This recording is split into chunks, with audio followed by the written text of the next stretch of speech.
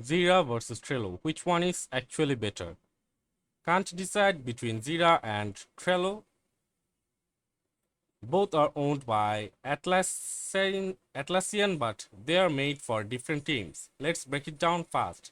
So, Trello is visual, simple, and flexible, perfect for small teams, freelancers, and content creators. It's based on a drag and drop Kanban board, great for to do lists, editorial, calendars, or personal projects. It has no learning curve, tons of power ups for automation, and works well with Notion, Slack, Google Drive, and more. And on the other hand, the Jira is built for software teams, DevOps, and agile project management. It offers sprints, backlogs, epic stories, and issues tracking, plus powerful reporting. It's ideal if you need Scrum boards, Git integration, release planning, and role based permissions. But be warned, it has a steeper learning curve and isn't great for casual task tracking.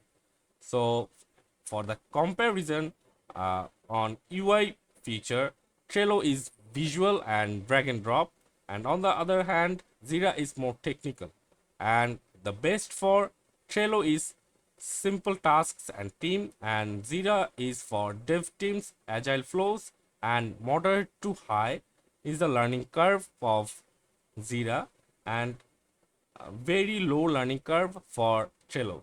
And pricing is cheaper of the Trello and scales with complexity for Jira. And choose Trello if you want a fast, user-friendly tool for managing everyday tasks.